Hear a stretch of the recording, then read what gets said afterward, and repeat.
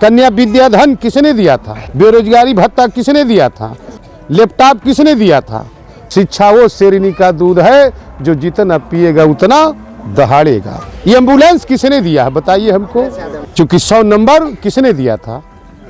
इस नुक्कड़ सभा में उपस्थित देवियों और सज्जनों, नन्हे मुन्ने बच्चों, हम लोगों के साथ आवाज इस कार्यक्रम में महत्वपूर्ण योगदान हमारे बड़े भाई संतराम वकील साहब, हम लोगों के बीच हमारे बड़े भाई राधेकांत जिला पंचायत साहब, हम लोगों के बीच फौजी रामचंद्र भाई और हम सबके नेता हैं, हम सबको मार्गदर्शन देने वाले श्री राज बहादुर बिंद जी, मोहन जी, बहुत साथी बैठे हैं, बहुत साथी बैठे। मैं आप सभी का हार्दिक स्वागत वंदन अभिनंदन करता हूँ। माताओं और बहनों, सूप पीटने से दलिद्र नहीं भागेगा। डॉक्टर BR अम्बेडकर ने कहा है, शिक्षित बनो, संगठित बनो, प्रचारक बनो, आत्मविश्वासी और आशावादी बनो, यही मुक्ति का मार्ग है। अगर बेटा पढ़ेगा एक घर सुधरेगा और बेटी पढ़ती है तो 2 घर सुधरता है। लेकिन काश इस कौम के लोग शिक्षा से वंचित रह गए। आज के युग में अब पढ़ाई लिखाई पर जोर दे रहे, क्यों वकील साहब? लेकिन पहली पीढ़ी हमारे घर की बुनियाद ही ठीक नहीं थी। अब शहर प्रदेश जा रहे लोग, चारों तरफ शहर प्रदेश में जा रहे लोग, अब बेटी बेटाओं को पढ़ाना शुरू कर रहे हैं। अभी 15-20 साल लगेगा शिक्षा पूर्ण रूप से होने में, 20-25 साल लगेगा ना भैया। लेकिन पहले के लोग, हमारी माताओं और बहनें पढ़ी लिखी नहीं हैं, तो जो अनपढ़ होता है उसी के ऊपर लोग राज करते हैं। पढ़ा लिखा तो स्वयं जानता है ना क्या करना चाहिए हमको। अनपढ़ व्यक्ति क्या कर सकता, उसको क्या मालूम प्रधान क्या करेगा, प्रधानमंत्री क्या करेगा, विधायक सांसद क्या करेंगे? है आप बताइए, इतनी बड़ी बस्ती है, कै घर है? 100 घर की 200 घर है? 50 घर है निषादों का यहाँ। चलिए 50, 60, 70 हो, 50-60 घर है। अच्छा, कितने यहाँ जज हैं, कितने DM SP हैं निषाद बताइए हमको। वकील साहब, कोई गांव में है DM SP? है नहीं है ना, कोई जज है? लेकिन अगर दूसरी जात का होता तो इसमें क्या होता, 25 से 30-40 घर होते। यही जौनपुर में एक गांव है मधई पट्टी, सुने होंगे व्हाट्सएप फेसबुक पे। है 70 घर है और 70 घर में 40 से 45 IAS PCS हैं, 47 लोग। लेकिन इस कौम में, ये कौम नगदा पसंद करती है हमेशा। ये उधार की खेती नहीं करते हैं। इनको जल्दी मची होती है कि जल्दी बच्चा पैदा हो और पट दिना कमाई के लय हुए। यही समस्या है कि नहीं? इसलिए सबसे महत्वपूर्ण चीज है कि शिक्षा के प्रति ये संकल्प यहाँ से लेके जाएंगे, बेटी बेटाओं को कसम रख के जाएंगे कि सबसे बड़ा महत्वपूर्ण काम है कि बेटा बेटी इतना पढ़ाओ कि जब तक इस गांव में 15 से 20 साल घर घर SP DM और जज न बना लो, तब तक चैन की नींद मत सो, तब बराबरी कर पाओगे दूसरी जात से। दूसरी जातियों से अगर बराबरी करना है, ये संकल्प लेना पड़ेगा, तब जा करके आपका उद्धार होगा। और जिस दिन आपके समाज में, आपके गाँव में शिक्षा पूर्ण रूप से आ गई, तो आज कटोरा दूसरे के सामने मांग रहे हो, कल को खुद आप भीख देने लायक बनोगे, दूसरों को दोगे। ऐसी सोच पैदा करो वकील साहब। गलत कह रहा हूं मैं? है ये सोच पैदा नहीं करोगे तो नारकीय जीवन होगा, हमेशा आपके साथ छल ही लोग करेंगे। रही बात पार्टी और दल की, बात है कि निषादों के नाम को रोशन करने का काम समाजवादी पार्टी के राष्ट्रीय अध्यक्ष स्वर्गीय मुलायम सिंह यादव, उन्होंने फूलन देवी की जमानत करा के, जेल से रिहा करा के पार्लियामेंट में भेजने का काम 2-2 बार किए। उसी समय निषादों का नाम तो रोशन हो ही गया था। फूलन निषाद हुआ था कि नहीं? ऐसी फूलन बहन को घर घर में फोटो लगाना चाहिए। ये दुर्गा रूपी है, इससे सीखो, संघर्ष करना सीखो आप। कि जिसके साथ दुराचार ठाकुरों ने किया और 22 लोगों को लाइन में खड़ा करके उस महिला ने, उस देवी ने दागने का काम किया था, इससे सीखो माता और बहनों, फूलन बहन से।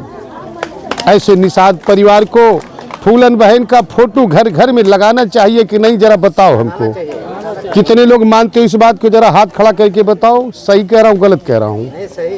इतिहास से प्रेरणा मिलती है, यही तो शक्ति होगी, है यही तो शक्ति पैदा होगी कि छोटे मन से कोई बड़ा नहीं होता और टूटे मन से कोई खड़ा नहीं होता।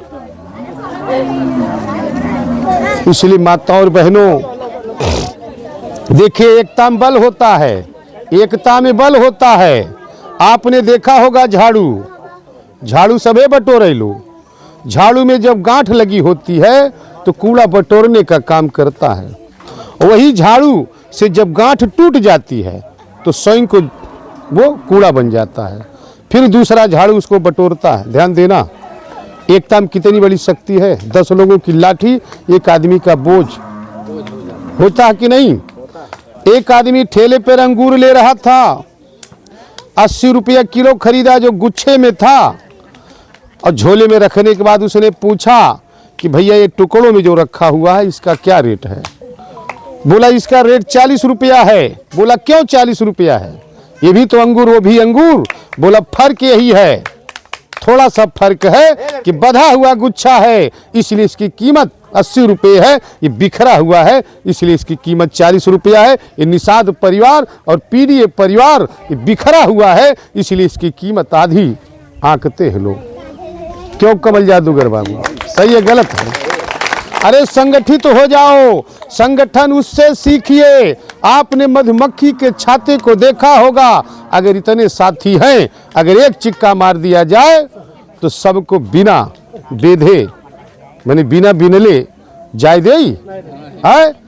कुत्ते वाला संगठन बनाने की जरूरत नहीं है, कुत्ते वाला संगठन नहीं, बल्कि मधुमक्खी वाला संगठन बनाओ निषाद समाज के भाइयों और बहनों। और श्री अखिलेश यादव वास्तव में कि मानो में भेद है, कोई देवता कोई प्रेत है, पिछड़े अति पिछड़े और गरीबों का कोई देवता है, कोई मसीहा है, तो अखिलेश यादव हैं, ये कोई नकार नहीं सकता है। क्योंकि 100 नंबर किसने दिया था? अखिलेश यादव दिए है कि नहीं बताइए। ये एम्बुलेंस किसने दिया है बताइए हमको? अखिलेश यादव ने। लैपटॉप किसने दिया था? अखिलेश यादव ने दिया था। कन्या विद्याधन किसने दिया था? अखिलेश यादव ने दिया था। दिया था कि नहीं? बेरोजगारी भत्ता किसने दिया था? अखिलेश यादव। ये बीजेपी के लोग हैं, ये झूठ माफिया हैं, ये आपको फ्री में राशन खिलाएंगे और 2000 रुपया देंगे फ्री में, आपको नौकरी नहीं देने वाले हैं। ये झूठों के सरदार हैं। सरकार बनाना था 2014 में, प्रधानमंत्री जी ने कहा कि कांग्रेसियों ने इतना धन रखा है विदेशों में, उस पैसे को लाएंगे और एक एक आदमी के खाते में 15-15 लाख रुपया देंगे। जब पत्रकार सरकार बन गई, दिल्ली में पत्रकारों ने पूछा अमित शाह जी से, कहे तो जुमला का मतलब झूठा, वो तो जुमला है, ये आपको कभी नहीं भला करने वाले हैं। 10% आरक्षण किसको मिल गया? बीजेपी के लोगों ने, बाबू और बाबा के लोगों को रातों रात लागू कर दिया। लेकिन निषाद परिवार सदियों से चिल्ला रहा है, नारा लगा रहा है, और तमाम लोग संगठन और दल बना करके आरक्षण के नाम पर गुमराह कर रहे हैं। लेकिन इसको 10 या 5% भी देने वाले नहीं है। ये देने वाले हैं? नहीं देने वाले हैं। इसलिए भाइयों गौर करिए, केवल गरीबी दूर करना हो तो बेटी बेटाओं को पढ़ाओ। अगर 4-5 बच्चे हैं, अगर पढ़ लिख करके अगर एक ही डॉक्टर मास्टर अधिकारी कर्मचारी इंजीनियर बन गए, एक ही डॉक्टर मास्टर अधिकारी कर्मचारी इंजीनियर बन गए तो घर में रोशनी आ जाएगी, उसी दिन घर में दरिद्र भाग जाएगा। क्यों भागेगा नहीं कमल बाबू? है इसलिए शिक्षा वो शेरनी का दूध है जो जितना पिएगा उतना दहाड़ेगा। कि छोटे मन से कोई बड़ा नहीं होता और टूटे मन से कोई खड़ा नहीं होता, और बिना संघर्ष किए कोई महान नहीं होता। और जब तक ना पड़े हथौड़ी की चोट पत्थर भी भगवान नहीं होता है। सही है। अगर कुछ करना हो तो संघर्ष करना सीखो। पत्थर से पत्थर ने पूछा तुम क्यों रगड़े जाते हो और मैं क्यों पूजा जाता हूँ। तो जो पूजे जाते हैं उसने कहा मूर्ति ने, देखो भाई तुम भी पत्थर मैं भी, तुम सीधा सीधा काट करके बिछा दिए गए हो, इसलिए तुम रगड़े जाते हो। और मैं, मुझे लोहारों ने छीनी हथौड़ा लेकर के इतना तरासा है, इतना तरासा है, इतना छीनी हथौड़ा मारा है कि मैं संघर्ष करके तो मूर्ति बना हूं। तो मैं पूजा जाता हूं, तुम कुछ नहीं किए हो इसलिए रगड़े जाते हो।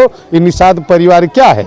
अगर शिक्षा आ जाए तो घर घर ते मीटिंग सभा हो रही, कोई जाएगा यहाँ से? ये बाबूजी चिल्ला रहे हैं बेचारे, वयोवृद्ध हैं, कोई जाता?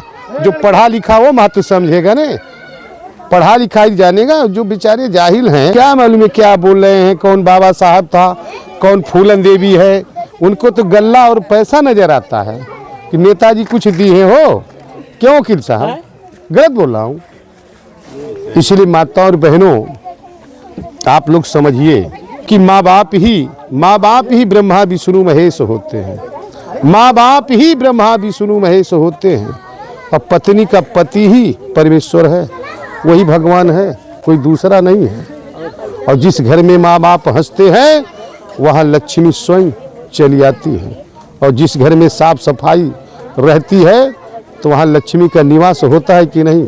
तो मैं अपनी वाणी को विराम दे रहा हूँ। जय समाजवाद, जय निषाद राज।